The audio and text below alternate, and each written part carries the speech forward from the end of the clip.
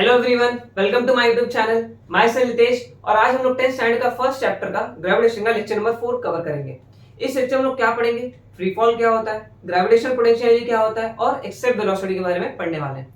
Previous lecture अगर आपने नहीं देखा है तो उसको जरूर देखें ताकि ये लेक्चर आपको अच्छे से समझ में आए। उसका लिंक मैंने डिस्क्रिप्शन में दे दिया है। और जो ग्रेविटेशन चैप्टर है ये चैप्टर फिजिक्स में आता है और आपके सिलेबस में और भी 4-5 चैप्टर है जो फिजिक्स में आते हैं। तो फिजिक्स को अच्छे से समझने के लिए मैंने एक लेक्चर बनाया है जिसका नाम है बेसिक कॉन्सेप्ट ऑफ फिजिक्स। उसको भी जरूर देखें ताकि फिजिक्स के जितने भी लेक्चर्स हैं, जितने भी चैप्टर्स आपको इजीली समझ में आए। उसका लिंक भी मैंने नीचे दे दिया डिस्क्रिप्शन में, बेसिक कॉन्सेप्ट फिजिक्स के नाम पे। ओके, तो स्टार्ट करते हैं हमारे लेक्चर से। सबसे फर्स्ट टॉपिक जो है हमारा फ्री फॉल। ओके, देखिए फ्री फॉल जो है वो बहुत ही सिंपल चीज है। देखिए कोई भी ऑब्जेक्ट पे फ्रीली फॉल हो रहा है अंडर ग्रेविटी, ठीक है, इसका डेफिनेशन अगर मैं लिखूं तो क्या होगा, body falling freely under gravitational force, under gravitational force only. तो ऐसे ऑब्जेक्ट को हम लोग क्या बोलेंगे, फ्री फॉल। देखिए जैसे ये मार्कर, इस मार्कर को मैं ऐसे ड्रॉप करता हूं तो ये क्या होगा, नीचे से फॉल करेगा। ओके, जैसे मैं इसको ड्रॉप करके देखता हूं तो क्या हो रहा है, नीचे से फॉल कर रहा है। तो ये कंडीशन को हम लोग क्या बोलेंगे, फ्रीली फॉल। ठीक है, इसको हम लोग क्या बोलेंगे, फ्री फॉल। ये ऑब्जेक्ट क्या कर रहा है, फ्रीली फॉलिंग कर रहा है अंडर ग्रेविटेशनल फोर्स। ये नीचे क्यों जा रहा है, बिकॉज ऑफ ग्रेविटेशनल फोर्स। ठीक है, तो अभी देखिए यहाँ पे एक और एग्जांपल है, ये सरफेस ऑफ अर्थ है। मैंने क्या किया, यहाँ से कुछ हाइट से यहाँ से एक बॉल को क्या किया, ड्रॉप किया। ये बॉल जब नीचे आएगा, यहाँ पे इनिशियली इसकी वेलोसिटी क्या थी, जीरो थी। जब हाथ में मेरे था तो बॉल क्या होगा, इसकी इनिशियल वेलोसिटी जीरो होगी। ठीक है, जब नीचे आएगा तो कुछ वेलोसिटी आएगा, वेलोसिटी से आएगा। ये नीचे क्यों आ रहा है, बिकॉज ऑफ ग्रेविटेशनल फोर्स। ये ग्रेविटेशनल फोर्स कैसे नीचे आ रहा है, तो इसके ऊपर कौन सी फोर्स एक्ट कर रही है, ग्रेविटेशनल फोर्स, जिसके से नीचे आ रहा है। तो ये बॉडी जब नीचे आएगा उस कंडीशन में इसको क्या बोलेंगे, वो कौन सी कंडीशन में, फ्री फॉल वाले कंडीशन में। बट एग्जैक्टली ये फ्री फॉल नहीं, मतलब प्योर फ्री फॉल नहीं बोल सकते हम लोग। क्यों, देखिए अगर किसी भी बॉडी के ऊपर सिर्फ ग्रेविटेशनल फोर्स लग रहा है, ग्रेविटेशनल फोर्स एक्टिंग ओनली, ठीक है, तो उसको हम लोग बोलेंगे प्योर फ्री फॉल। लेकिन हमारा एटमॉस्फेयर में क्या है, बहुत सारे एयर पार्टिकल्स हैं, ओके, गैसेस हैं, जिसके से क्या लगता है, एक एयर रेजिस्टेंस फील होता है। जैसे मान लेते अगर मैं एक रनिंग करूं तो जब मैं भागूंगा तो क्या होगा, मुझे एयर अपोज करेगा, एयर के जो पार्टिकल्स है मुझे क्या करेंगे, अपोज करेगा, अपने फील्ड क्या होगा। उसी तरह जब कोई ऑब्जेक्ट ऊपर से नीचे आता है, ये मान लेते कोई ऑब्जेक्ट है, ठीक है, ये नीचे आ रहा है तो इसके ऊपर ग्रेविटेशनल फोर्स लग रहा है, इसके लिए नीचे आ रहा है। बट यहाँ पे जो एयर पार्टिकल्स हैं, इसके आसपास जो भी एटमॉस्फेयर में एयर पार्टिकल्स हैं, ये क्या करेंगे, इसको अपोज करेंगे, ऐसे इसके ऊपर एक अपोजिशन फोर्स लगाएंगे। इसको हम लोग बोलते हैं एयर रेजिस्टेंस या फिर opposition force by air. Okay, तो इसके से क्या होता है, यहाँ पे ये भी फोर्स का काम कर रहा है। ये क्या है, air resistance is also force. इसको हम लोग क्या बोलते हैं, बॉयॉन्ट फोर्स के नाम से जानते हैं। ठीक है, तो ये भी फोर्स है, मतलब यहाँ पे ग्रेविटेशन फोर्स भी लग रहा है और बॉयॉन्ट फोर्स भी लग रहा है, फिर बोल सकते हैं एयर रेजिस्टेंस लग रहा है। तो यहाँ पे कंप्लीटली खाली ग्रेविटेशन फोर्स एक्ट नहीं कर रहा, तो it's not a pure fall. ठीक है, ये not a pure free fall. इसको हम लोग प्योर फ्री फॉल नहीं बोलेंगे। तो देखिए प्योर फ्री फॉल हम लोग कहाँ देख सकते हैं, जैसे कि मान लेते हैं कोई, मैंने ऐसी कंडीशन बना दी जहाँ पे वैक्यूम है। ठीक है, एक मैंने क्या किया, एक आइसोलेटेड बॉक्स लिया, ठीक है, जिसके अंदर क्या है, पूरा वैक्यूम है। वैक्यूम मतलब क्या होता है, वहां पे कोई भी पार्टिकल्स नहीं प्रेजेंट होंगे, कोई भी मैटर, कोई भी एयर पार्टिकल्स प्रेजेंट नहीं होंगे। ठीक है, तो यहाँ पे अगर मैं कोई भी ऑब्जेक्ट फॉल करवाऊंगा तो क्या होगा, फ्रीली फॉल होगा। जिससे एग्जांपल में समझते हैं कि मैंने क्या किया, ये अर्थ का एटमॉस्फेयर है, ठीक है, एट ऑन अर्थ। ठीक है, यहाँ पे मैं क्या, एक बॉल लेता हूँ जिसका मास क्या है, मेटल बॉल है जिसका मास क्या है, बहुत ज्यादा, और यहाँ पे एक फेदर है। ठीक है, ये फेदर, तो इसका मास क्या होगा, इसके मास से बहुत ज्यादा होगा। ओके, ये हम लोग अर्थ पे से नॉर्मल एयर है, यहाँ पे बहुत सारे एयर पार्टिकल्स होंगे यहाँ पे। ठीक है, ऐसे ऐसे बहुत सारे एयर पार्टिकल्स है और ये सरफेस। ठीक है, तो जब ये नीचे दोनों को मैं एक साथ ड्रॉप करूंगा, देखिए दोनों का हाइट भी क्या है, सेम है, दोनों भी सेम हाइट पे। ठीक है, दोनों को सेम हाइट पे। अच्छा, नीचे जो ग्रेविटेशनल फोर्स है वो भी क्या, दोनों पे सेम लगेगा। देखिए अर्थ ऐसे पार्शियलिटी नहीं करेगा कि इसका मास ज्यादा तो मैं इसको ज्यादा फोर्स से खींचूंगा, इसका मास कम है तो उसको मैं कम, ऐसा नहीं होता। ग्रेविटी क्या करेगा, दोनों पे इक्वल फोर्सेस लगाएगा। समझ में आ रहा है। ठीक है, तो ये दोनों ऑब्जेक्ट को मैं जब साथ में रिलीज करूंगा तो मैं क्या ऑब्जर्व करता हूँ कि ये जो मास, जिसका मास ज्यादा वो क्या होता है, जल्दी नीचे आ जाता है, और इसका मास कम होता है, इसको टाइम लगता है, ऐसे धीरे धीरे लहरा के आएगा। जो फर है वो क्या होगा, आराम से आएगा। देखिए होता क्यों है, यहाँ पे जो एयर पार्टिकल्स वो क्या करेंगे, इसको क्या करेंगे, ऐसे अपोज करेंगे। ठीक है, अब इसका मास ज्यादा होने की वजह से इसके ऊपर ग्रेविटेशनल फोर्स लग रहा है, तो इसका जो नेट रिजल्ट है, जो ग्रेविटेशनल फोर्स का नेट रिजल्ट है, वो ये अपोजिशन फोर्स से काफी ज्यादा है। मतलब ये जो अपोजिंग फोर्स है वो कुछ खास इसके ऊपर एक्ट नहीं कर पा रहे, थोड़ा बहुत एक्ट कर रहे, लेकिन जो रिजल्ट आ रहा है वो क्या हो रहा है, एकदम डाउनवर्ड ग्रेविटेशनल फोर्स की तरफ आ रहा है, ठीक है। लेकिन जो फेदर का कंडीशन है, उस कंडीशन में क्या हो रहा है, इसका मास कम होने की वजह से, इसका मास कम है, ठीक है, और ये क्या हो रहा है, इसके वजह से इसको, इसके ऊपर भी ग्रेविटेशनल फोर्स सेम एक्ट हो रहा है जितना इस बॉल के ऊपर हो रहा है, लेकिन क्या हो रहा है कि यहाँ पे जो ग्रेविटेशनल फोर्स, इसका मास कम होने से इसका ग्रेविटेशनल फोर्स क्या हो जा रहा है, इस कंडीशन में कम हो जा रहा है। क्यों? क्योंकि यहाँ पे एक एयर रेजिस्टेंस लग रहा है, और ये दोनों का जो रिजल्ट है वो क्या हो जा रहा है, इनका जो टोटल ग्रेविटेशनल फोर्स है वो क्या कर दे रहा है, बहुत ही कम कर दे रहा है। तो इस वजह से फेदर क्या होता है, फटाफट नीचे आता है, स्लोली नीचे आता है, लेकिन बॉल क्या होता है, बहुत ही रैपिडली नीचे आ जाता है। अभी देखिए, अगर मुझे दोनों को साथ में नीचे लाना हो तो मैं क्या करूंगा, एक वैक्यूम वाला कंडीशन ले लेता हूं। यहाँ पे मान लेते हैं एक वैक्यूम है, ठीक है। वैक्यूम मतलब क्या, जहाँ पे नो कोई भी मैटर प्रेजेंट नहीं, कोई भी एयर पार्टिकल प्रेजेंट नहीं। अगर इस कंडीशन में क्या करता हूँ, यहाँ पे एक बॉल रखता हूँ, सेम बॉल, यहाँ पे हैवी मास का बॉल है, और यहाँ पे एक फेदर है, ठीक है। तो अब दोनों को मैंने क्या किया, साथ में ड्रॉप किया, तब दोनों क्या होंगे, साथ में नीचे आएंगे, ठीक है। नीचे ग्रेविटेशनल फोर्स लग रहा है, ठीक है। तो दोनों के ऊपर सेम ग्रेविटेशनल फोर्स, इधर भी सेम लग रहा है, लेकिन दोनों के मासेस अलग होने की वजह से और एयर पार्टिकल्स के जो रेजिस्टेंस की वजह से क्या हो रहा था, एक नेट जो फोर्स बन रहा था वो इसके लिए ज्यादा हो रहा था डाउनवर्ड, इसके लिए कम हो रहा था। लेकिन इस कंडीशन में यहाँ पे ऐसा, यहाँ पे कोई एयर पार्टिकल्स नहीं है, तो दोनों क्या होंगे, साथ में नीचे आएंगे। तो इसको हम लोग क्या बोल सकते हैं, प्योर फ्री फॉल। यहाँ पे हम लोग क्या बोल सकते हैं, प्योर फ्री फॉल। ओके, तो यहाँ पे हम लोग प्योर फ्री फॉल देख सकते हैं। समझ में आया फ्री फॉल क्या हुआ, ठीक है। अब लेकिन जनरली हम लोग अर्थ पे जो भी ऑब्जेक्ट्स फ्रीली फॉल करते हैं या फिर ग्रेविटेशन फोर्स के इन्फ्लुएंस में आते हैं, हम लोग उसको कंसीडर करते हैं, वो प्योर फ्री फॉल है, ऐसे कंसीडर कर लेते हैं, ठीक है, ठीक है। अब उसके बाद हम लोग देखते हैं कि कुछ इक्वेशंस देखते हैं। जैसे हम लोग ने काइनेमेटिकल इक्वेशन पढ़े थे, न्यूटन के 3 काइनेमेटिकल इक्वेशंस या फिर न्यूटन्स इक्वेशंस ऑफ मोशन। क्या था, न्यूटन्स इक्वेशन ऑफ मोशन। क्या होता है, v is equal to u plus a t, s is equal to u t plus half a t square, and v square is equal to u square plus 2as। ये हम लोग ने 3 kinematical equations पढ़े थे, और ये आपको अच्छे से लर्न होने चाहिए, ठीक है। ये बहुत ही यूजफुल है आपके पूरे सिलेबस में, इस चैप्टर के लिए तो बहुत ही ज्यादा, ठीक है। अब यहाँ पे इस इक्वेशन को हम लोग क्या करेंगे, थोड़ा सा और मॉडिफाई करने वाले हैं। देखिए हम लोग क्या किए, यहाँ पे बॉल रखा था, इस यहाँ पे रेस्ट पे था, तो इसकी इनिशियल वेलोसिटी यहाँ पे क्या होगी, 0 होगी, और जब नीचे आएगा तो इसकी कुछ ना कुछ वेलोसिटी गेन कर लेगा, ठीक है। मान लेते हैं यहाँ से सरफेस से, इससे जो हाइट है सरफेस का, इसका जो हाइट है सरफेस से, ये h है, या फिर s ही समझ लेते हैं, s, ठीक। जब पार्टिकल नीचे आएगा तो कुछ ना कुछ एक्सेलरेट होके आएगा। हम लोग ने प्रीवियस लेक्चर में पढ़ा है, पार्टिकल जो ऊपर से फ्री फॉल करेगा या फिर ऊपर से नीचे गिरेगा तो क्या होगा, एक्सेलरेशन करेगा। तो यहाँ पे जो एक्सेलरेशन होगा वो किसके इक्वल होगा, g के इक्वल होगा। g is what, acceleration due to gravity, previous lecture में हमने पढ़ा था। तो फर्स्ट इक्वेशन यहाँ पे कैसे मॉडिफाई होगा, v is equal to u plus e t। v यहाँ पे हमारा, यहाँ पे मान लेते हैं v वेलोसिटी नीचे आएगा, u हमारा क्या है यहाँ पे 0, तो इनिशियल वेलोसिटी 0, और a को हम लोग यहाँ पे किससे रिप्लेस कर देंगे, g से, तो ये t हो जाएगा, ठीक। तो फाइनल इक्वेशन क्या बन जाएगा, v is equal to gt, ठीक है।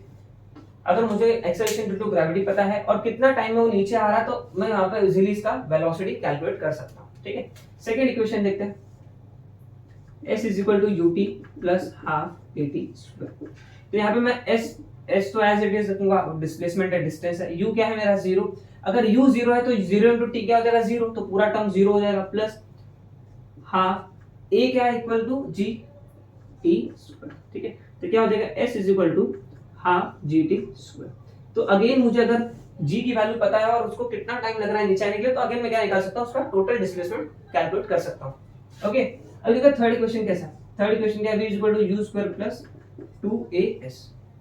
यहाँ पे हमारी final velocity v square as it is रहेगी, इनिशियल वेलोसिटी 0, और 0 का स्क्वायर क्या होगा, हमें 0 ही मिलेगा, प्लस एक्सेलरेशन को हम लोग क्या लिखेंगे, g से और s। तो क्या होगा, v is equal to v square is equal to 2gs। तो ये मुझे क्या मिल गया, फाइनल वेलोसिटी। अगेन मैं, मुझे अगर डिस्प्लेसमेंट पता और g की वैल्यू पता, टाइम नहीं पता, तो अगेन मैं क्या निकाल सकता हूँ, फाइनल वेलोसिटी का मैग्नीट्यूड इजीली कैलकुलेट कर सकता हूँ, ठीक है। अभी यहाँ पे देखिए, अभी हम लोग ने ऑलरेडी पढ़ा है इस चीज को, फिर एक बार रिवाइज कर लेते हैं। अगर कोई ऑब्जेक्ट अगर ऊपर से नीचे आ रहा है, falling from up to down, ठीक है, towards gravity, towards sorry surface, ये सरफेस है, ठीक है, सरफेस पे, तो यहाँ पे जो एक्सेलरेशन होगा वो क्या होगा, पॉजिटिव एक्सेलरेशन। बताइए क्या होगा, पॉजिटिव एक्सेलरेशन लोग कंसीडर करते हैं ऐसे बस, ठीक है। डायरेक्शन क्या है इसकी, टुवर्ड्स दी सरफेस। अगर कोई ऑब्जेक्ट मैंने ऊपर फेंका तो यहाँ पे जो एक्सेलरेशन होगा क्या होगा, नेगेटिव होगा, ओके।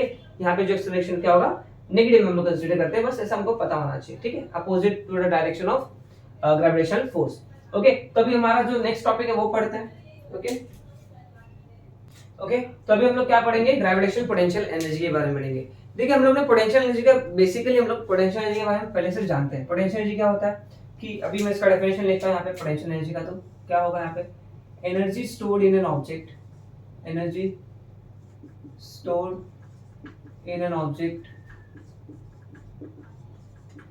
व्हेन एट रेस्ट और एट एनी specific state और पोजीशन, ठीक है, मतलब कोई भी ऑब्जेक्ट अगर रेस्ट पे हो या फिर कोई स्पेसिफिक स्टेट या पोजीशन में हो तो उसके पास कौन सी एनर्जी होती है, पोटेंशियल एनर्जी होती है, जिसका जनरल फॉर्मूला हम लोगों ने पढ़ा है बचपन में, क्या पढ़ा था, potential energy is equal to mgh, ये हम लोगों ने फॉर्मूला ऑलरेडी पढ़ा है, ठीक है। मतलब अगर ये ऑब्जेक्ट रेस्ट पे है तो इसके पास क्या कौन सी एनर्जी होगी, पोटेंशियल एनर्जी होगी। अगर मैं भी रेस्ट पे हूं तो मेरे पास कौन सी एनर्जी होगी, पोटेंशियल एनर्जी होगी। अगर मैं मोशन में रहूंगा तो मेरे पास कौन सी एनर्जी होगी, काइनेटिक एनर्जी होगी, हम लोग ने ऑलरेडी 9th स्टैंडर्ड में पढ़ा है। ओके, तो अगर देखिए यहाँ पे अगर कोई ऑब्जेक्ट रेस्ट पे तो ऑब्जेक्ट व्हेन एट रेस्ट तो हैविंग एनर्जी क्या होगा, स्टोर रहेगा in the form of potential energy. अगर कोई स्पेसिफिक स्टेट या फिर पोजीशन में होगा, स्पेसिफिक स्टेट या पोजीशन मतलब क्या, यहाँ पे अज्यूम कर लेते हैं बस स्प्रिंग है, ठीक है, ये स्प्रिंग ऐसे नॉर्मली ऐसे था, अब मैंने क्या किया, इसको ऐसे दबा दिया, प्रेस करके इसको दबा दिया तो स्प्रिंग ऐसे हो जाएगा, ठीक है। तो अगेन यहाँ पे स्प्रिंग क्या होगा, एक स्पेसिफिक स्टेट में आ गया, फिर एक स्पेसिफिक पोजीशन में आ गया, तो इसके पास कौन सी एनर्जी आ गई, पोटेंशियल एनर्जी अगेन स्टोर हो गई, समझ में आ रहा है। तो ऐसे कंडीशन में क्या होता है, पोटेंशियल एनर्जी होती है, अगर कोई रेस्ट में होता तो भी क्या होती है, पोटेंशियल एनर्जी होती है, ठीक है। ये हमको जनरली पता होना चाहिए पोटेंशियल एनर्जी के बारे में। इसका जो जनरल फॉर्मूला है वो क्या है, पोटेंशियल एनर्जी का mgh, ठीक है, potential energy equal to mgh। मतलब क्या, जैसे जैसे मैं हाइट बढ़ाऊंगा, देखिए किसी बॉडी का जो मास रहेगा क्या रहेगा, कांस्टेंट रहेगा, और g क्या है, एक्सेलरेशन ड्यू टू ग्रेविटी, वो भी क्या रहेगी, सेम प्लैनेट पे क्या रहेगा, सेम रहेगा, अर्थ पे क्या होगा 9.8, तो वो सेम रहेगा। और हाइट क्या होगी, बार बार वैरी कर सकती है, मतलब हाइट चेंज होगी तो क्या होगी, पोटेंशियल एनर्जी चेंज हो सकती है। जैसे कि समझ सकते हैं, ये एक मार्कर है मेरे पास और यहाँ पे एक दूसरा मार्कर है, ठीक है, ये एक मार्कर है, तो दोनों सेम हाइट पे, तो दोनों की एनर्जी क्या होगी, पोटेंशियल एनर्जी क्या होगी, सेम होगी। लेकिन इसको मैं क्या करता हूँ, थोड़ा ऊपर लेके जाता हूँ, तो इसकी हाइट क्या होगी, सरफेस से बढ़ गई, तो इसके पास जो पोटेंशियल एनर्जी होगी इसके कंपेयर में ज्यादा होगी, मतलब हाइट बढ़ने से पोटेंशियल एनर्जी क्या हो जाती है, बढ़ जाती है, ठीक है। तो मतलब अगर मान लेता हूं मैं एक सरफेस है, अर्थ का सरफेस है, ठीक है, यहाँ पे मैंने क्या किया, एक यहाँ पे इसको एक ऑब्जेक्ट को मैंने यहाँ पे रखा कुछ हाइट h1 पे, एक ऑब्जेक्ट है जिसको मैंने यहाँ पे कुछ हाइट h2 पे रखा है, और एक ऑब्जेक्ट है जिसको हाइट मैंने h3 पे रखा है, और एक ऑब्जेक्ट को मैंने हाइट h4 पे रखा है।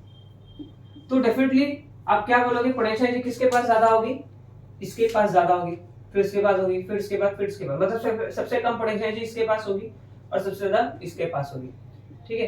लेकिन ये बहुत ज्यादा हाइट पे इसके लिए, लेकिन मान लेते हैं कि बहुत ज्यादा हाइट बढ़ा दिया मैंने, ठीक है, ये मान लेते हैं हमारा अर्थ है, ठीक है, अर्थ से मैं बहुत ज्यादा हाइट पे आ जाता हूँ, ऐसे मान लेते हैं 20,000 किलोमीटर, 10,000 किलोमीटर, ऐसे 5,000 किलोमीटर। तो जैसे हम लोग ने पढ़ा था variation in the value of g with height, मतलब अगर हाइट बहुत ज्यादा बढ़ेगी, जैसे माउंट एवरेस्ट तक मैं गया, वहां पे 9 किलोमीटर तक का एवरेज उनका लेंथ है माउंट एवरेस्ट का, तो वहां पे जो जी की वैल्यू है वो सेम सरफेस जैसी होती है 9.8 मीटर पर सेकंड स्क्वायर। लेकिन जब मैं बहुत ऊपर जाने लगूंगा, बहुत ज्यादा हाइट पे जाऊंगा, तो क्या होगा, जी की वैल्यू कम होती रहेगी, मतलब हाइट बढ़ाने से, हाइट इंक्रीज होने से जी की वैल्यू क्या होगी, कम होगी, और जी की वैल्यू कम होगी तो अगेन पोटेंशियल एनर्जी क्या हो जाएगा, कम हो जाएगा। बात समझ में आ रहा है, मतलब जो हाइट का कॉन्सेप्ट है ये क्या है, लिमिटेड है, मतलब कुछ लिमिटेड हाइट के लिए, जहां तक जी की वैल्यू क्या है, कांस्टेंट है। लेकिन जहां पे अगर हाइट बढ़ाने से जी की वैल्यू में रिडक्शन देखने मिले, डिक्रीमेंट देखने मिले, तो वहां पे पोटेंशियल एनर्जी इंक्रीज होने की वजह क्या होगा, डिक्रीज होने लगेगा। समझ में आ रहा है, मतलब हाइट क्या है, ये जो फॉर्मूला है वो क्या है, लिमिटेड है, लिमिटेशंस, हैव लिमिटेशंस, ओके, इसके पास कुछ लिमिटेशंस है, ठीक है, बहुत ज्यादा हाइट तक ये काम नहीं कर सकता, मतलब कुछ स्पेसिफिक हाइट तक ही काम कर पाएगा। ज्यादा हाइट होगा तो क्या होगा, जी की वैल्यू कम होने लगेगी, at the end potential energy कम होने लगेगी, ठीक है। मतलब मान लेते हैं ये अर्थ है, और अर्थ से बहुत ज्यादा, कोई मान लेते कोई रॉकेट है, फिर कोई भी ऑब्जेक्ट है, वो क्या होता है, बहुत ज्यादा दूर से जाता है, मान लेते एट इन्फिनिटी, इन्फिनिटी पे, इन्फिनिटी मतलब क्या, बहुत लार्ज डिस्टेंस पे, तो वहां पे जी की वैल्यू क्या हो जाएगी, जीरो, जी की वैल्यू यहाँ पे क्या हो जाएगी, जीरो, हम लोग ने पढ़ा एट इन्फिनिटी जी की वैल्यू क्या हो जाती है, जीरो हो जाती है। तो पोटेंशियल एनर्जी क्या हो जाएगा यहाँ पे, पोटेंशियल एनर्जी अगर जी जीरो हो गया तो पूरा पोटेंशियल एनर्जी क्या हो जाएगा, जीरो हो जाएगा। ठीक है, हमको ऐसा लगता है। ठीक है, ये एज पर दी फॉर्मूला, ये फॉर्मूला क्या होगा, पोटेंशियल एनर्जी यहाँ पे जीरो होगा। ठीक है, बट एक्चुअल में जब कोई ऑब्जेक्ट इतने डिस्टेंस पे चले जाता है तो उसकी पोटेंशियल जीरो नहीं होती, उसकी पोटेंशियल कुछ होती है। मतलब अगर इंफिनिटी के थोड़ा सा पहले मैं देखूं, जस्ट बिफोर इंफिनिटी, मतलब बहुत ज्यादा at very high at very large distance और या फिर बोल सकते हैं हम लोग हाइट, पोटेंशियल एनर्जी जीरो नहीं होती है। ठीक है, देखिए बहुत ज्यादा डिस्टेंस पे, बहुत ज्यादा हाइट पे पोटेंशियल जीरो नहीं होती है, वो पोटेंशियल एनर्जी कितनी हो जाती है, minus G M m upon are plus h. ठीक है, ये हमको पता होना चाहिए। मतलब इंफिनिटी पे पोटेंशियल एनर्जी क्या हो जाती है, जीरो हो जाती है। लेकिन बहुत ही ज्यादा डिस्टेंस होने के बाद, जैसे हम बहुत ज्यादा डिस्टेंस बढ़ जाएगा तो क्या होगा, पोटेंशियल एनर्जी कम होने लगेगी। ठीक है, एज पर दिस फॉर्मूला। लेकिन बहुत ज्यादा डिस्टेंस जाने के बाद पोटेंशियल एनर्जी हमको लगता है जीरो हो जाएगी, क्योंकि जी की वैल्यू जीरो हो रही है। बट ऐसा नहीं है कि जैसे हम लोग इंफिनिटी के थोड़ा सा पहले, मतलब बहुत ज्यादा डिस्टेंस पे हम लोग देखेंगे तो पोटेंशियल एनर्जी हम लेंगे हम लोग को minus G M M upon R plus H. G क्या है, यूनिवर्सल ग्रेविटेशन कांस्टेंट, जो हर जगह क्या होता है, कांस्टेंट होता है। एम क्या है, मास ऑफ अर्थ, और स्मॉल एम क्या है, मास ऑफ द ऑब्जेक्ट। ठीक है, और आर क्या है, रेडियस ऑफ अर्थ, ये रेडियस है अर्थ का। और एच क्या है, ये हाइट कितना है, इस सरफेस से ऑब्जेक्ट तक का हाइट कितना है, ये इसको रिप्रेजेंट कर रहा है। ठीक है, हम लोग ने पढ़ा था एनर्जी का जो एसआई यूनिट होता है वो क्या होता है, joule. SI unit of energy is what, joule. तो ये पोटेंशियल एनर्जी, इसकी भी एसआई यूनिट क्या होगी, जूल ही होगी। ओके, देखिए एग्जाम में शायद ना पूछे, लेकिन हमको पता होने चाहिए, बस इंफॉर्मेशन के पर्पस से, समझा। तो बहुत ज्यादा डिस्टेंस के लिए जो पोटेंशियल एनर्जी होती है वो साइंटिस्ट लोगों ने क्या कैलकुलेट करके निकाला, minus G M m upon are plus h. Okay, तो ये फॉर्मूला लिमिटेड है, इसके लिए ये फॉर्मूला हम लोग यूज करते हैं। ठीक है, अब ये टॉपिक समझ में आया। इसके बाद हम लोग पढ़ेंगे एस्केप वेलोसिटी।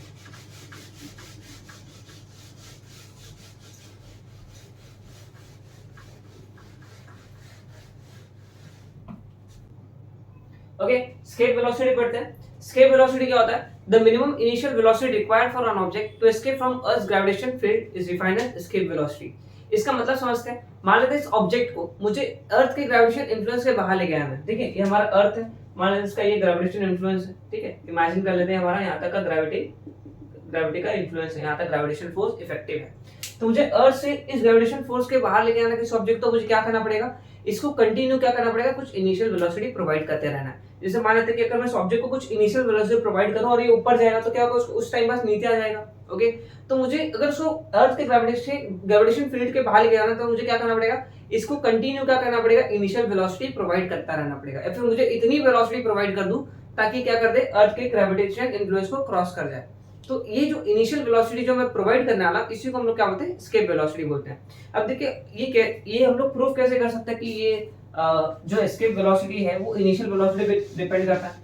ठीक है, देखिए ये जो ग्रेविटेशन इन्फ्लुएंस है अर्थ से लेके, जो हमारा ग्रेविटेशन इन्फ्लुएंस जहां तक इफेक्टिव है वो बहुत ही ज्यादा है, मतलब इनफाइनाइट डिस्टेंस बोल सकते हैं, 40,000 45,000 किलोमीटर, इतना वहां पे हमारा कुछ जाके जी का वैल्यू वहां पे जीरो के आसपास दिखता है। ठीक है, तो इस चीज को हम लोग प्रूफ करेंगे। देखिए हम लोग ने पढ़ा है equation of motion, by third equation of motion v is equal to u square plus 2as। ठीक है, तो यहाँ पे जब पार्टिकल, देखिए ये हमारा अर्थ है, ये अर्थ का ग्रेविटेशनल फील्ड है जहां तक उसकी ग्रेविटी इफेक्टिव है। और मुझे क्या करना है, किसी ऑब्जेक्ट को, मान लेते हैं यहाँ पे रॉकेट है, इस रॉकेट को मुझे क्या करना है, इस ग्रेविटेशन इन्फ्लुएंस के बाहर लेके जाना है। तो ये बाहर चला जाएगा, तो इसको मुझे क्या देना पड़ेगा, कुछ minimum velocity, minimum initial velocity provide करना पड़ेगा, ये कुछ डिस्टेंस कवर करने के लिए। ठीक है, इनफिनिट डिस्टेंस, मान लेते हैं यहाँ पे जो डिस्टेंस है ये क्या है, s। ठीक है, तो ये जो डिस्टेंस है वो इनिशियल वेलोसिटी पे डिपेंड करता है, ये हम लोग चेक करने वाले हैं। ठीक है, देखिए यहाँ पे जब ये पहुंच जाएगा तो इसकी फाइनल वेलोसिटी क्या हो जाएगी, जीरो, क्योंकि यहाँ पे स्पेस में चला गया, वहां पे जहाँ पे जी की वैल्यू जीरो है तो वहां पे वो इजीली वहां पे रेस्ट कर सकता है, तो वहां पे जी वी क्या होगा, जीरो होगा। तो initial velocity u square plus 2, यहाँ पे एक्सेलरेशन को हम लोग क्या लेंगे, g से कंसीडर करेंगे, क्यों, क्योंकि यहाँ पे जो एक्सेलरेशन कौन प्रोवाइड करेगा, acceleration due to gravity. But हम लोग ने डिस्कस किया था अगर ये opposite in the direction of gravitation force है तो क्या होगा, यहाँ पे माइनस जी देंगे, क्यों, क्योंकि वो ग्रेविटेशन फोर्स के अपोजिट डायरेक्शन जा रहा है, और यहाँ पे s। ठीक है, तो ये वाला पूरा टर्म इधर आ जाएगा तो क्या हो जाएगा, u square is equal two plus 2gs। ठीक है, होप सबको समझ में आ रहा होगा। तो अगर मैं s के लिए लिखूं तो s क्या हो जाएगा, u स्क्वायर अपॉन 2g। मतलब क्या, अगर मुझे डिस्टेंस बहुत ज्यादा कवर करना है तो किसके ऊपर डिपेंड करता है, डायरेक्टली इनिशियल वेलोसिटी के ऊपर डिपेंड करता है। समझ में आ रहा है? मतलब अगर इनिशियल वेलोसिटी अगर मेरे पास नहीं होगी ज्यादा तो वो ज्यादा डिस्टेंस कवर नहीं कर पाएगा। जैसे यहाँ पे देखते हैं, यहाँ पे इनिशियल वेलोसिटी कम थी, इसके लिए डिस्टेंस भी कम कवर हुआ। जब यहाँ पे मुझे बहुत ज्यादा इनिशियल वेलोसिटी देनी पड़ेगी ताकि ये बहुत ज्यादा डिस्टेंस कवर कर पाए, ठीक है, थाउजेंड्स ऑफ किलोमीटर्स का डिस्टेंस कवर कर पाए, ठीक है।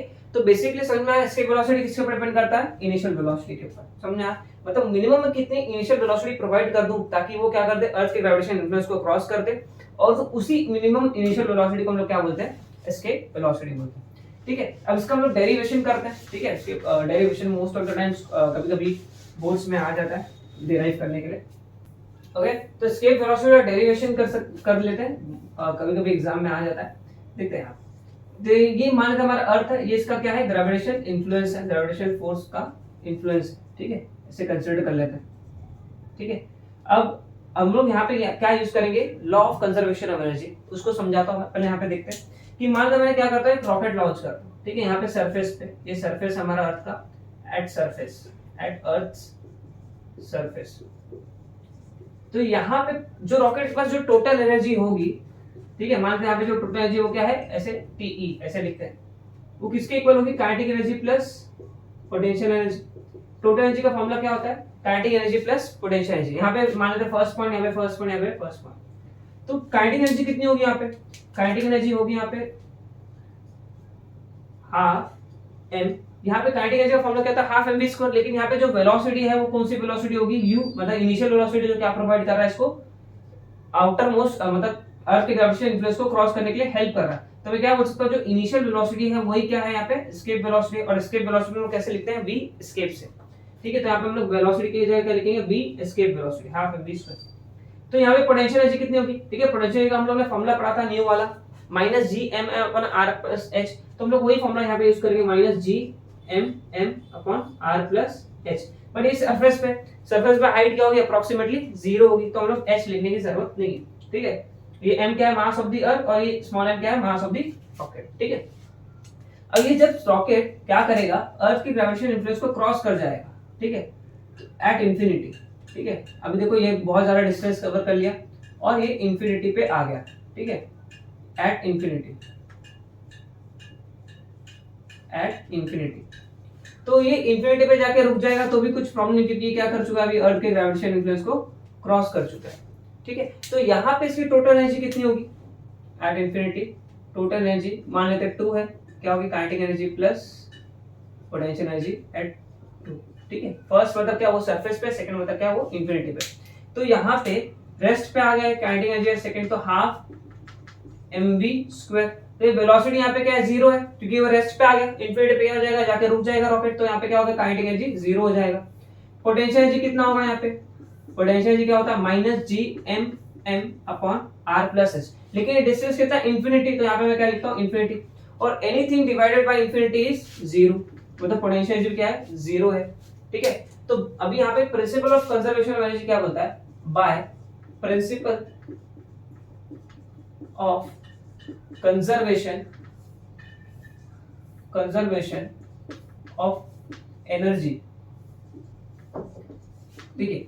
By conservation of principle of energy क्या बोलता है कि जो टोटल एनर्जी है फर्स्ट पॉइंट पे या फिर सरफेस पे, वही क्या होगी, इंफिनिटी पे भी उतनी होगी। मतलब total energy at surface of earth is equal to total energy at infinity rocket का, ठीक है। रॉकेट का जो सरफेस पे जितनी टोटल एनर्जी थी उतनी क्या होगी, इंफिनिटी में भी उतनी ही टोटल एनर्जी होगी। ये प्रिंसिपल बोलता है। टोटल एनर्जी का फॉर्मूला क्या होता है, kinetic energy plus potential energy. ये क्या होगा, first point first at surface, ये क्या होगा, kinetic energy plus potential energy but at infinity, that is at second. Okay, clear है। अब देखते हैं यहाँ पे जो काइनेटिक एनर्जी है कितनी हम लोग ने कैलकुलेट की थी, half m v escape square plus potential energy कितनी कैलकुलेट की थी, minus G M m upon R is equal to kinetic energy यहाँ पे कितनी है, 0, और यहाँ पे भी पोटेंशियल एनर्जी कितनी है, 0, टोटल क्या होगा, 0 ही होगा, ठीक है। अब ये पूरा टर्म जो माइनस में, अगर वो राइट हैंड साइड में चला जाएगा तो क्या हो जाएगा, प्लस हो जाएगा। तो मैं क्या लिख सकता हूँ, half m v escape square can be written as equal to G M m upon R. देखिए यहाँ पे दोनों भी स्मॉल एम क्या हो जाएंगे, एक दूसरे को कैंसिल आउट कर देंगे, तो क्या मिलेगा मुझे, अगर ये 2 यहाँ डिवाइड में, वहां पे जाएगा तो मल्टीप्लाई, तो क्या हो जाएगा v escape square is equal to 2gm upon r। अब यहाँ पे स्क्वायर तो मैं स्क्वायर रूट ले लेता हूँ, तो क्या होगा v escape is equal to under root of 2gm upon r, taking square root on both the side. मतलब ये क्या है, मिनिमम एस्केप वेलोसिटी का फॉर्मूला है, मतलब कितना एस्केप वेलोसिटी चाहिए किसी पार्टिकल को अर्थ के ग्रेविटेशनल इन्फ्लुएंस को क्रॉस करने के लिए, under root of 2gm upon r।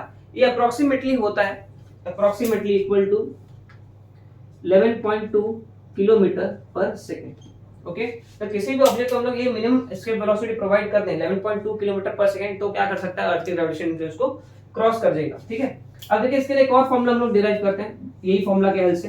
देखिए हमारे पास फॉर्मूला क्या है, v escape is equal to under root of 2gm upon r। Okay, but हम लोग को मालूम है, हम लोग ने पढ़ा था since g is equal to gm upon r square, तो यहाँ पे देखिए gm दिख रहा है लेकिन r है यहाँ पे r स्क्वायर है, तो मैं क्या करता हूँ यहाँ पे डिवाइड एंड मल्टीप्लाई कर देता हूँ r स्क्वायर से। यहाँ पे डिवाइड कर दूंगा r से तो क्या होगा r मल्टीप्लाई r स्क्वायर हो जाएगा, तो एट द सेम टाइम मुझे ऊपर भी मल्टीप्लाई करना पड़ेगा।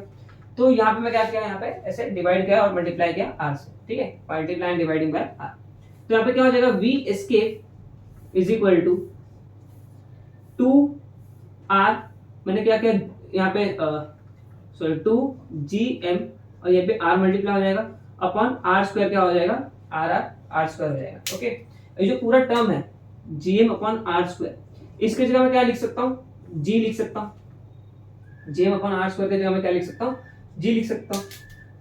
तो फॉर्मूला क्या हो जाएगा, v escape under root of 2, इसके जगह क्या लिख दिया g और r। तो एस्केप वेलोसिटी के मेरे पास एक और फॉर्मूला आ गया under root of 2gr। Okay, तो ये हमारा था एस्केप वेलोसिटी का डेरिवेशन।